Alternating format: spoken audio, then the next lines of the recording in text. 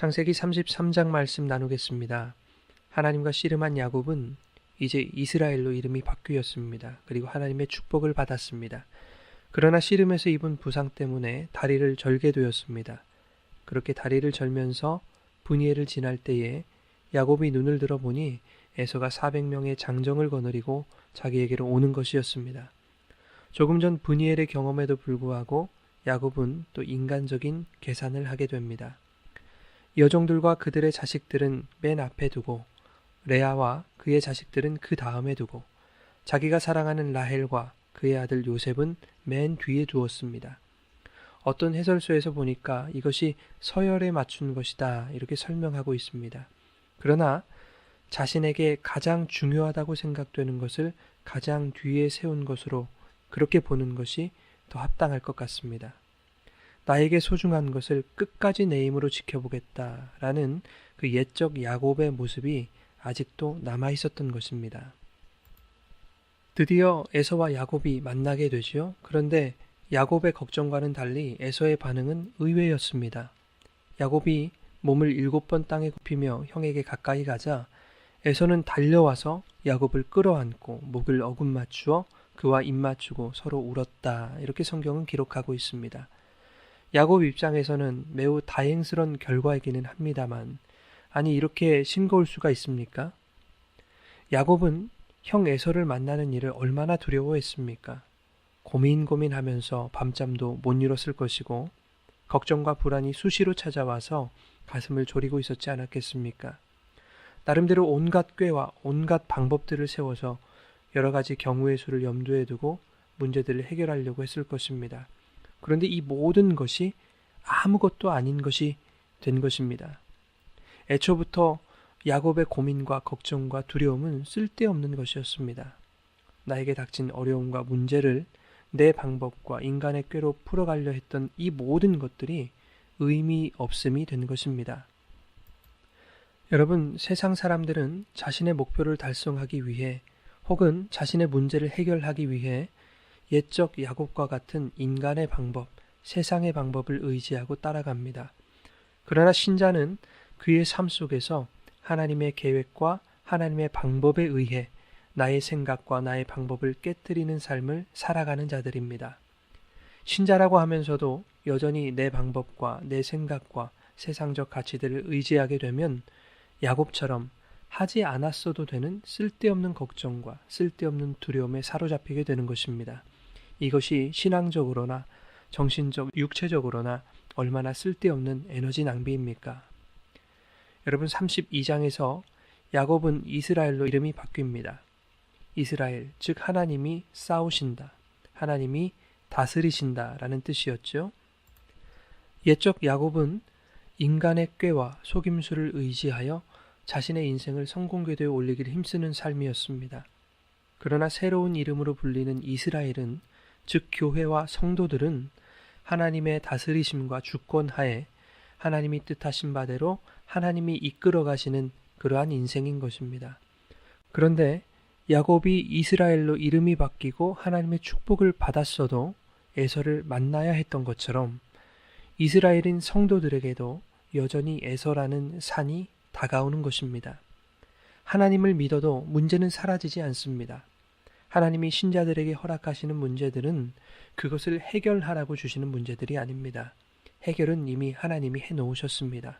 다만 하나님은 신자들의 거룩함을 이루어 가시기 위해 문제와 시험을 통해 신자들의 삶에 세심하게 간섭하고 계시는 것입니다.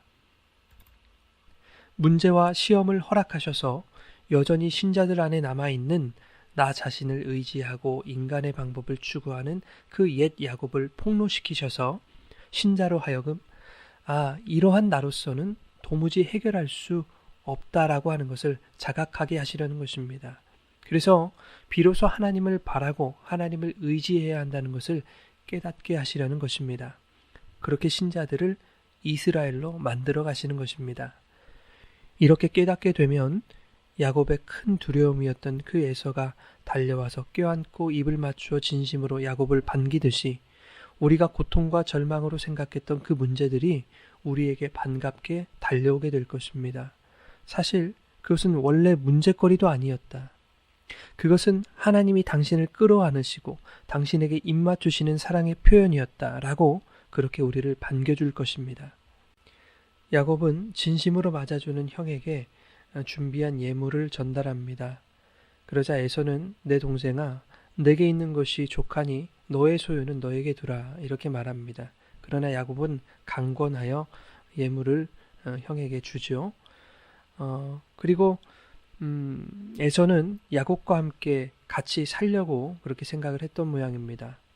함께 동행하자고 야곱에게 권하자 야곱은 온갖 핑계를 대서 형과 함께하는 것을 사실상 거절하지요. 우리 일행과 가축들이 너무 지쳐있다. 하루만 더 무리하면 가축들이 다 죽을 것이다. 이렇게 말합니다. 야곱은 삼촌 라반을 피해 열흘 동안 전력으로 도망쳤던 그런 사람입니다. 그런데 하루만 지나치게 몰면 모든 가축이 죽는다라는 것은 야곱의 엄살이죠. 형과 같이 가기 싫은 겁니다. 형을 만났을 때 내가 형님의 얼굴을 배운즉 하나님의 얼굴을 본 것 같다라고 말했던 그런 야곱 아니었습니까? 야곱은 여전히 말과 행동이 다른 사람이었습니다. 형님 먼저 가시면 저도 형님의 뒤를 따라 천천히 세일 땅으로 가서 형님 앞에 나아가겠습니다. 이렇게 말은 했지만 야곱은 세일로 가지 않았습니다. 이날 이후에 야곱과 에서가 만난 적은 딱 한 번이었습니다. 이삭이 죽었을 때 헤브론에서 장례를 치를 때였죠. 야곱은 형을 또 속인 것입니다. 야곱은 숫곳으로 가서 천막도 아니고 집을 짓고 삽니다. 가축을 위해 우리도 만들죠. 세일 땅으로 갈 생각이 없는 것입니다. 그리고 야곱은 또다시 세겜으로 이동합니다. 거기서는 하몰의 아들들에게 땅도 구입합니다. 그리고 그곳에 제단을 쌓고 엘엘로의 이스라엘이라고 부릅니다. 이 이야기는 34장을 살펴볼 때 디나의 사건과 연결지어서 함께 생각해 보도록 하겠습니다. 저는 오늘 본문 말씀을 보면서 이런 생각을 해봤습니다. 에서는 참 남자답고 멋있는 사람이다. 세월이 약이라지만 어떻게 자신을 속여서 장자권을 빼앗은 그 야곱을 용서할 수 있는가? 에서는 참 멋진 사람이다. 괜찮은 사람이다. 그런데 야곱은 뭔가 자신을 용서하고 진심으로 맞아준 형을 또 속이고 있지 않은가? 참 비열한 사람이다. 참 저밖에 모르는 이기적인 인간이다. 이런 생각을 해봤습니다. 그런데 이 야곱에 대한 부끄러운 감상들이 모두 나 자신에게 해당하는 것이라는 것을 깨닫게 되었습니다. 여러분, 우리가 다 이러한 야곱과 같은 사람들입니다. 세상 사람들보다 정직하지 못할 때가 더 많고, 세상 사람들보다 세상의 방법을 의지할 때가 더 많고, 세상 사람들보다 나의 이익만을 추구할 때가 더 많고, 세상 사람들보다 더 사람들을 속여서 그것으로 나를 포장하고, 이것이 여전히 신자들 속에 남아있는 부끄러운 옛 야곱의 이름들입니다. 하나님 앞에 이러한 우리들의 일그러진 이름을 감추지 않기 바랍니다. 더욱 드러나고 나타날 때마다 하나님의 다스리심에 붙들리기를 원합니다. 온전한 이스라엘이 되기 원합니다. 이렇게 기도하며 나아가는 성도들 되시기를 바랍니다. 야곱이 환도뼈를 얻어맞아 다리를 절어 평생 지팡이를 의지했듯이 하나님, 나의 옛사람을 부러뜨려 주셔서 이제는 내 힘으로 일어나지 못하게 되므로 오직 주님만 의지하게 하시옵소서. 이렇게 다짐하고 고백하는 우리 모두가 되기를 원합니다.